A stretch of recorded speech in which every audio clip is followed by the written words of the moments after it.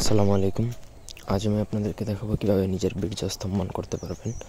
বীর্য স্তম্ভন মানে বীর্য যাতে বের না হয়। আপনি যদি সহবাসে অক্ষম হন, 1 মিনিটে বীর্যপাত হয়ে যায় বা খুব দ্রুত বীর্যপাত হয়ে যায়, আপনার স্ত্রীকে সন্তুষ্টি দিতে না পারেন, তাহলে এই তন্ত্রক্রিয়া প্রয়োগ করতে পারেন। আপনি ততক্ষণ পর্যন্ত আপনার বীর্য ধরে রাখতে পারবেন যতক্ষণ না আপনি ইচ্ছা না করতেছেন। আপনার স্ত্রীর বীর্যপাত হওয়ার পর চাইলে আপনার এই বীর্যপাত আপনি হওয়াতে পারবেন। পুরোটা কন্ট্রোল আপনার নিজের উপর থাকবে। এই মন্ত্র দ্বারা আপনি আপনার বীর্যকে স্তম্ভিত করে রাখতে পারবেন বা থামিয়ে রেখে দিতে পারবেন। পুরো ভিডিওটা না টেনে শেষ পর্যন্ত দেখবেন। আমার চ্যানেলটা সাবস্ক্রাইব করবেন, লাইক কমেন্ট শেয়ার করবেন। ব্যক্তিগত যে কোনো প্রয়োজন বা যে কোনো কাজের জন্য স্ক্রিনের নাম্বারে সরাসরি ফোনে বা হোয়াটসঅ্যাপে যোগাযোগ করে যে কোনো কাজ করাতে পারবেন, দেশে বা দেশের বাইরে থেকে।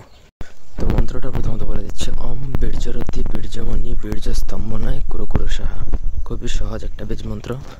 আমার অনুমতি সাপেক্ষে প্রয়োগ করতে হবে এবং গুরুচণ্ডালী প্রদান করতে হবে। এই মন্ত্রে গুরুচণ্ডালী প্রদান হচ্ছে 501 টাকা।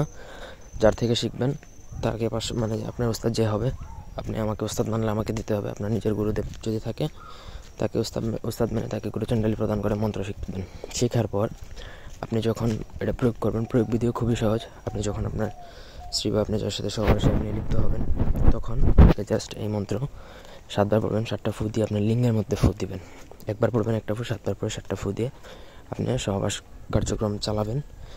আপনি যখন নিজে মন থেকে চাইবেন যে এখন আমার বীর্যপাতটা ঘটুক, আপনি মনে মনে যখন চাইবেন ঠিক তখনই আপনার বীর্যপাত হবে, অন্যথায় বীর্যপাত হবে না।